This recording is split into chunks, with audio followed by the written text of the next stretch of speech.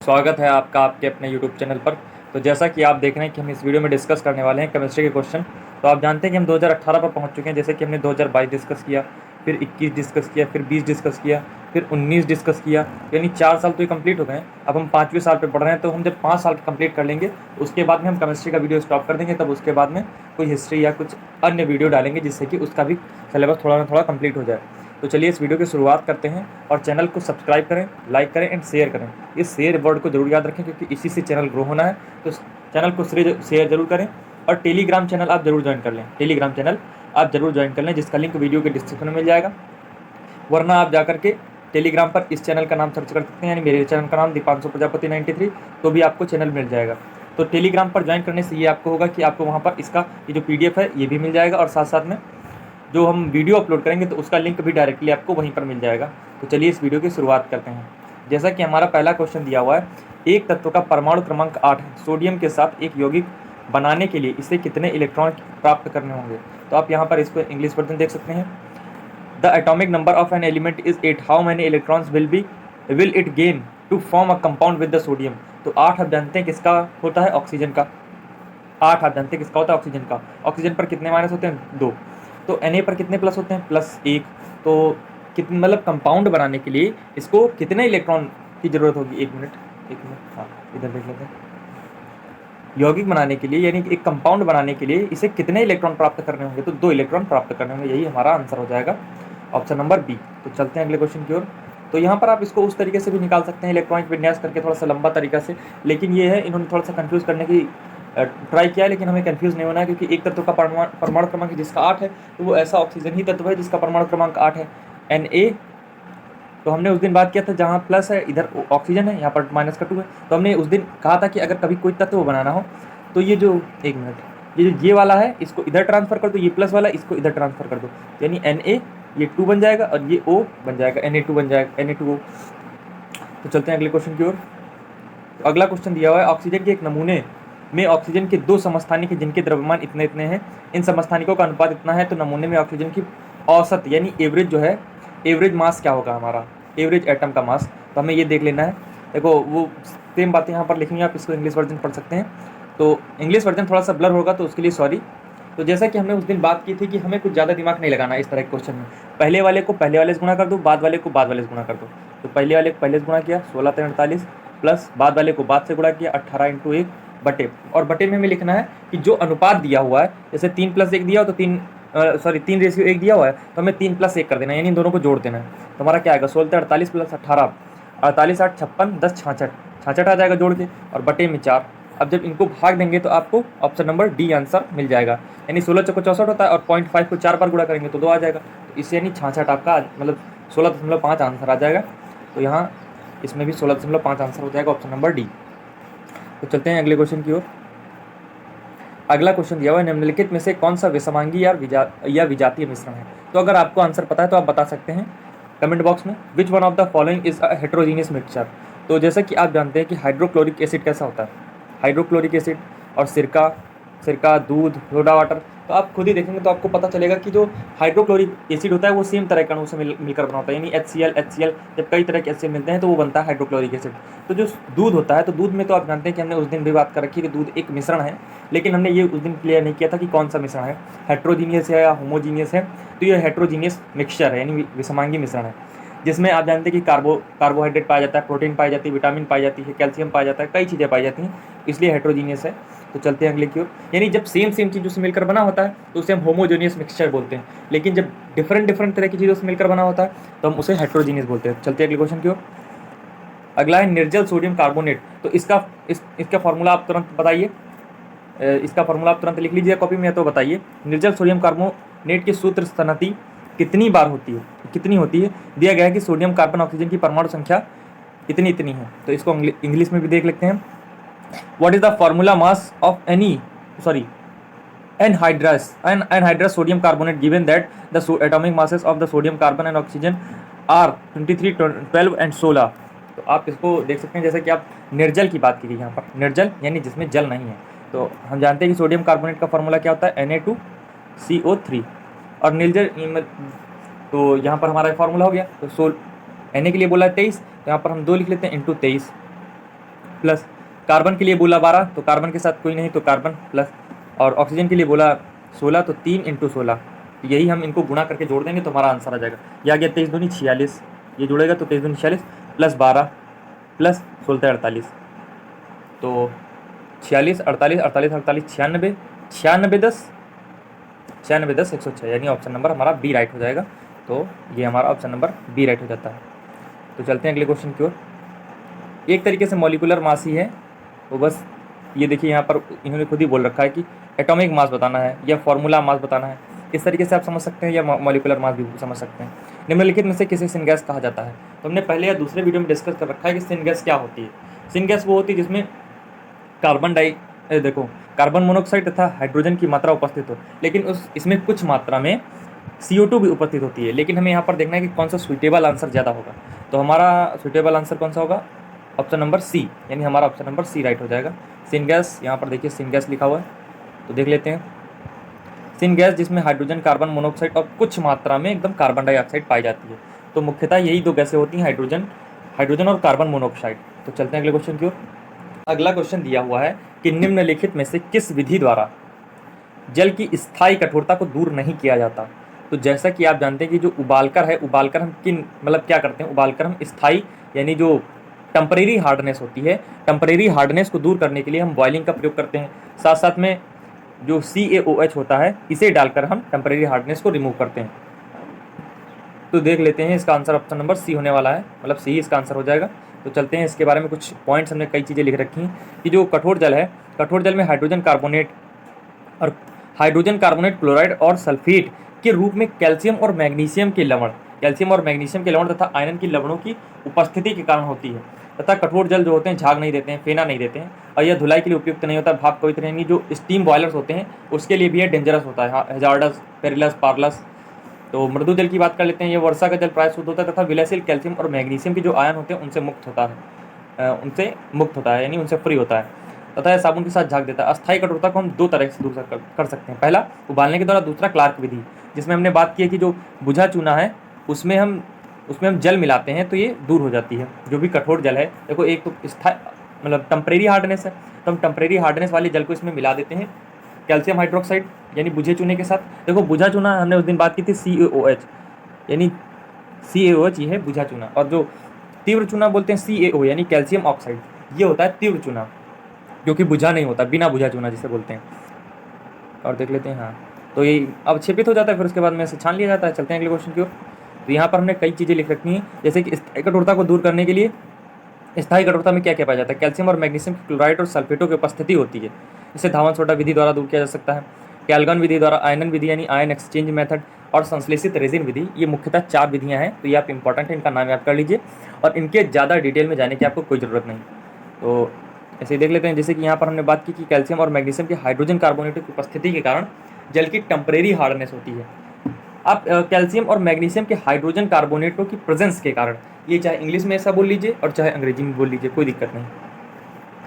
चलते हैं अगले क्वेश्चन की ओर। तो जैसा कि अगला क्वेश्चन दिया हुआ है, निम्नलिखित में से किस अभिक्रिया से उत्पाद के रूप में नाइट्रिक ऑक्साइड, जिसे हम नाइट्रोजन ऑक्साइड या नाइट्रोजन मोनोऑक्साइड भी कहते हैं, किससे निकलती है? तो ये तो आप जानते हैं कि जब आपने क्लास 12 में नाइट्रिक ऑक्साइड की रिएक्शंस अलग अलग तत्वों के साथ पढ़ी होगी, तो आप बता सकते हैं इसको आसानी से। और इसमें मतलब जो डाइल्यूट होता है, डाइल्यूट नाइट्रिक एसिड का प्रयोग करते हैं, डाइल्यूट नाइट्रिक एसिड का। तो ये ऑप्शन नंबर हमारा ए राइट हो जाएगा। चलते हैं अगले क्वेश्चन की ओर। देखिए इसका इंग्लिश वर्जन है, which one of the following reaction will give NO यानी nitric oxide gas as one of the produce. तो ये ऑप्शन नंबर ए से हमें प्रोड्यूस से गैस मिलेगी, नाइट्रिक ऑक्साइड। तो हम यहाँ पर देख लेते हैं, देखो NO को हमने क्या बोला, नाइट्रिक ऑक्साइड भी बोला, नाइट्रोजन ऑक्साइड भी बोला, और नाइट्रोजन मोनोऑक्साइड भी बोला। और यहाँ पर 2 चीज़ें हमने इंपॉर्टेंट लिखी, जैसे कि हमने फेरस और फेरिक की बात की थी, वैसे हमने क्यूप्रिक और क्यूप्रस की बात की है। जो क्यूप्रिक होता है +2 शो करता है, क्यूप्रस होता है +1 शो करता है। ऐसे ही जो फेरस होता है, फेरस ये +2 शो करता है, और फेरिक जो होता है +3 शो करता है। तो यहाँ पर ये रिएक्शन भी हमने एकदम लिख दी है कि उनका उत्पाद क्या बनेगा। जैसे इसमें NO बना, दूसरे वाले में NO2 बनता है, तीसरे वाले में कुछ बनता ही नहीं N से रिलेटेड, और चौथे वाले में भी N2O बनता है, N2। तो इसके लिए देखो जो NO, N2, NO ये है ना, इनके लिए हमने यहाँ पर लिख रखा है। इनको आप जरूर याद रखिएगा, बहुत इंपॉर्टेंट है, क्योंकि इससे एक आधा क्वेश्चन जरूर आता है कभी कभी। जो डाई नाइट्रोजन ऑक्साइड, आप इन्हें पढ़ लीजिएगा, इसका PDF आपको टेलीग्राम चैनल पर मिल जाएगा। निम्नलिखित में से कौन सा त्रिक्षारकी अम्ल है? त्रिक्षारकी, इसको अंग्रेजी में देख लेते हैं। विच one of the following is a try basic acid. तो ट्राई बेसिक एसिड देखो, एक होता है मोनोबेसिक, एक मिनट, एक होता है मोनोबेसिक यानी एक क्षार की, एक होता है डाई बेसिक, तो और एक होता है ट्राई बेसिक। मोनोबेसिक वो होता है जिसमें एक एच हो, और डाई बेसिक उसमें होता है जिसमें दो एच हो, और ट्राई बेसिक वो होता है जिसमें तीन एच हो, मतलब H3 हो, उसमें पहले मोनो वाले में एच हो। तो मोनो वाले का हम एग्जाम्पल ले सकते हैं HCl। जो डाई वाला यानी दो वाला, उसमें हम H2SO4 ले सकते हैं एग्जाम्पल। ऐसे जो ट्राई वाला है H3PO4। और यही ये जो H3PO4 है ना, ये ट्राई बेसिक एसिड के नाम से जाना जाता है, तथा इसे हम फास्फोरिक एसिड कहते हैं। तो इसीलिए इसका ऑप्शन नंबर हमारा 4 या हम डी कह सकते हैं राइट हो जाएगा, फास्फोरिक अम्ल। जैसे कि HCl हमने देखा कि मोनोबेसिक है। नाइट्रिक एसिड HNO3 होता है, तो ये भी हमारा मोनोबेसिक है। सल्फ्यूरिक एसिड क्या होता है, H2SO4, तो ये भी हमारा डाई बेसिक है, H2SO4। क्योंकि यहाँ पर दो हाइड्रोजन, यहाँ पर एक एक, तो एक एक हाइड्रोजन वाले मोनोबेसिक हो जाते हैं और दो हाइड्रोजन वाले डाई बेसिक हो जाते हैं, जिन्हें हम द्विक्षारकीय बोलते हैं। द्वि, त्रि और एक, बस। तो चलते हैं अगले क्वेश्चन की ओर। तो यहाँ पर हमने वही चीज़ें लिखी हैं, लेकिन हमने यहाँ पर थोड़ी सी एक अलग भी बात कर ली कि मोनोबेसिक जो बेसिस होते हैं, जिनमें एक हाइड्रोक्साइड आयन होता है, जिनमें OH होता है केवल, जैसे कि कैल्शियम हाइड्रोक्साइड CaOH। लेकिन ये नहीं, ये तो डाई बेसिक हो जाएगा, क्योंकि यहाँ पर +2 होता है, यहाँ पर +2 लग जाएगा, ये डाई बेसिक हो गया। और हम इसकी बात कर लेते हैं NaOH, जो मोनोबेसिक होता है, उसमें मोनोबेसिक बेसिस में NaOH या KOH ये हो जाते हैं। और जो डाई बेसिक में हमने CaOH देख लिया। ट्राई बेसिक में आप देख लीजिएगा, ऐसे ही एग्जाम्पल गूगल पर सर्च कर लीजिएगा। चलते हैं अगले क्वेश्चन की ओर। निम्नलिखित में से कौन सा सही नहीं है। तो जैसा कि हमने कई बार बात कर रखी है कि आपको हीरे, मतलब जो कार्बन के अपर रूप होते हैं ना, उनको जरूर पढ़ के जाना है, क्योंकि बहुत ही इंपॉर्टेंट है। आप देखते होंगे कि शुरुआत से लेकर के जब से हम क्वेश्चन करा रहे हैं, तो करीब 5 साल हो गए, लेकिन जो ये हीरे और कार्बन और इनसे ग्रेफाइट्स होता है, इससे क्वेश्चन कभी छूटता नहीं है, 1-2 क्वेश्चन जरूर हर बार देते हैं।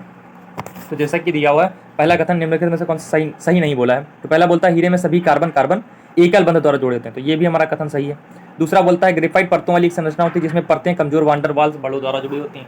ये भी हमने बात कर रखी कि जो ग्रेफाइट की परतें होती हैं, ये एक तो परतीय संरचना है, और ऊपर से ये जो परतें होती हैं आपस में, यानी जिन्हें हम लेयर्स कहते हैं, तो लेयर्स आपस में वांडर वाल बलों द्वारा जुड़ी होती हैं, वांडर वाल फोर्स द्वारा, जो कि क्षीण होता है, यानी कमजोर होता है, जो कि वीक होता है।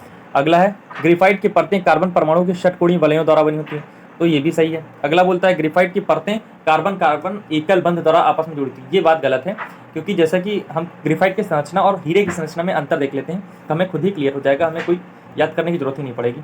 और वही सब सेम चीज़ें यहाँ पर इंग्लिश में भी लिखी हुई हैं, तो आप इन्हें भी देख सकते हैं। तो ये हमारा कथन नंबर 4 गलत हो जाएगा।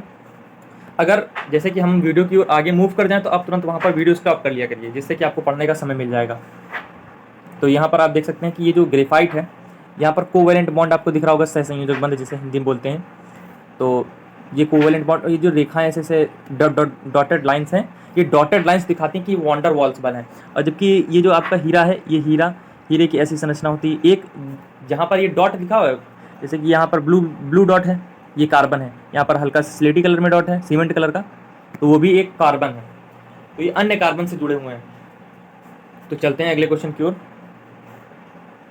अगला क्वेश्चन है निम्नलिखित में से किसे शुष्क बर्फ कहा जाता है। जैसा कि आप जानते हैं कि पिछली बार भी पूछा जा चुका है 2019 में, तो इसमें कुछ बताने वाली है ही नहीं, इसका ऑप्शन नंबर ए राइट हो जाएगा। चलते हैं अगले क्वेश्चन की ओर। अगले क्वेश्चन से पहले हिंदी इंग्लिश वर्जन।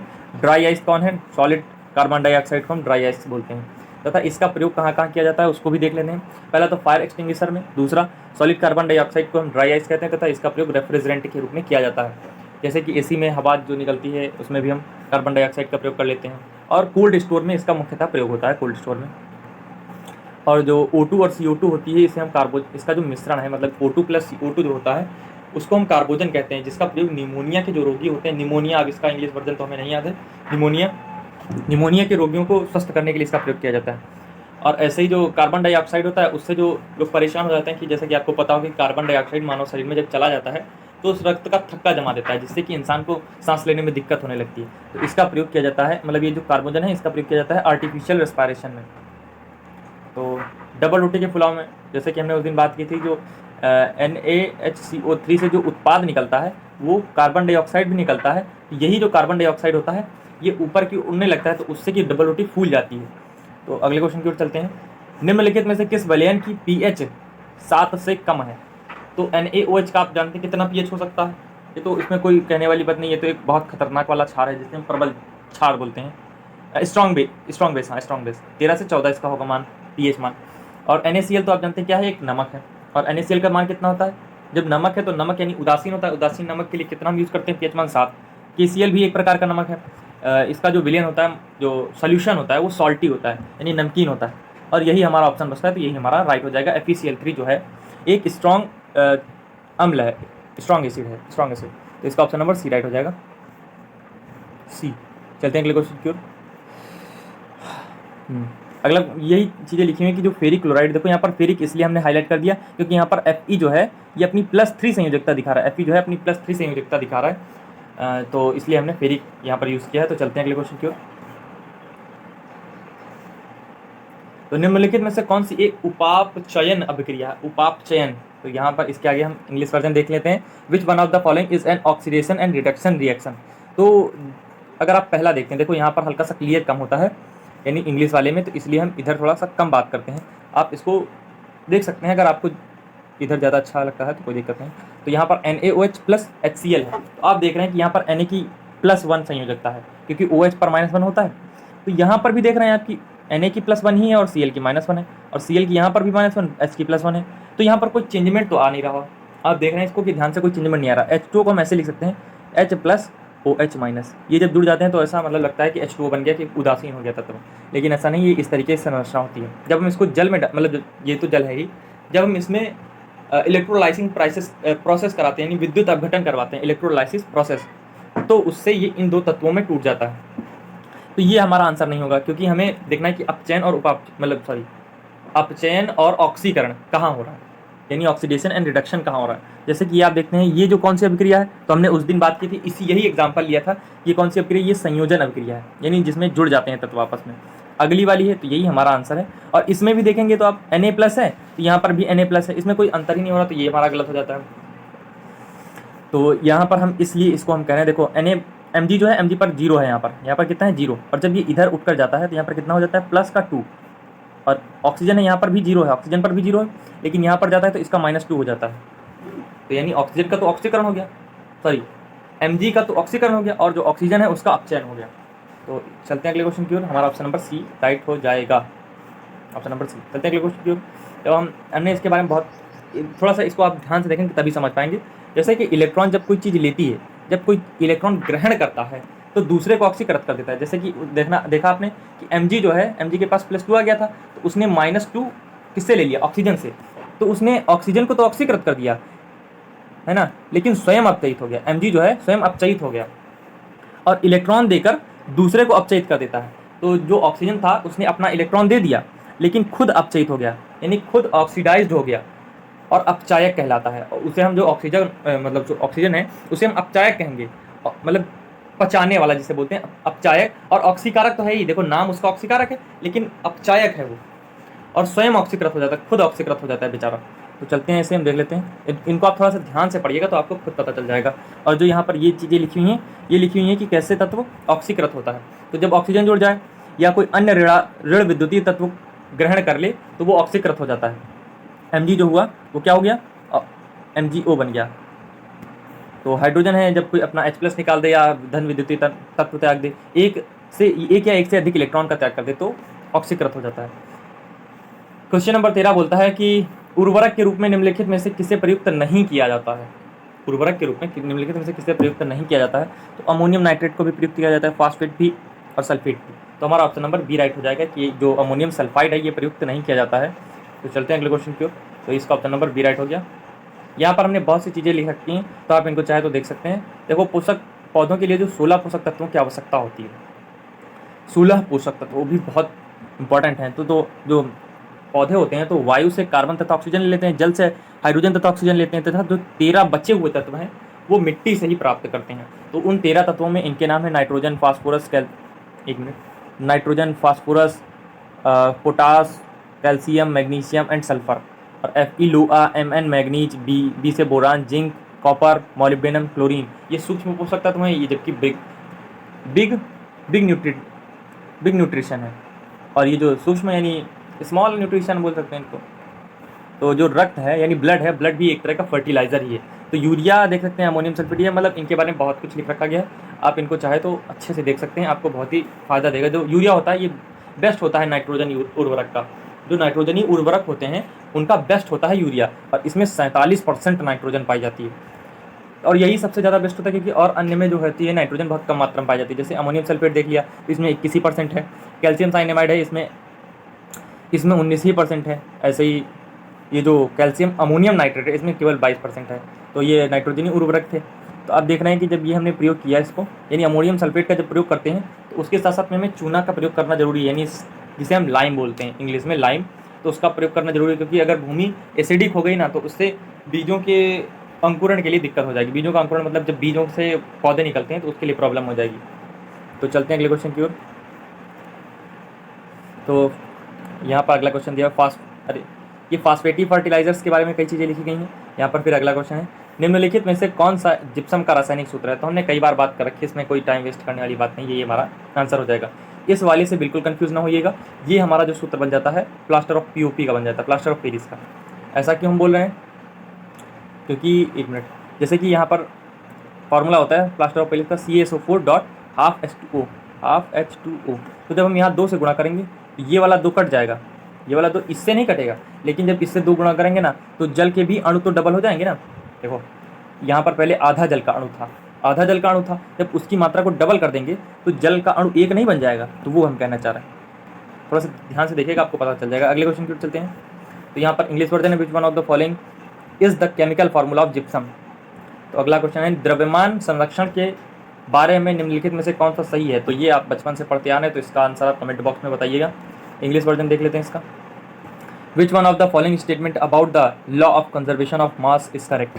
तो इसका ऑप्शन नंबर हमारा सी राइट हो जाएगा, इसका ऑप्शन नंबर हमारा सी राइट हो जाएगा। हमने सोचा बता दें, वरना कहीं ना कहीं आप कंफ्यूज हो गए तो फिर प्रॉब्लम हो जाएगी। ऐसे क्वेश्चन अक्सर पूछ दिए जाते हैं या तो फिजिक्स में या तो केमिस्ट्री में, क्योंकि ये नियम जो होते हैं ये फिजिक्स और केमिस्ट्री से ही अक्सर रिलेटेड होते हैं। जो द्रव्य होता है, जो मैटर होता है, उसको ना तो उत्पन्न किया जा सकता और ना ही नष्ट किया जा सकता, ये तो आपने कई बार पढ़ा होगा। तो इसी के साथ हमारे 15 क्वेश्चन समाप्त होते हैं। तो मिलते हैं हम नेक्स्ट वीडियो में। Thanks for watching. वीडियो को शेयर करिए, लाइक करिए, चैनल को सब्सक्राइब करिए। तो थैंक्स फॉर वॉचिंग।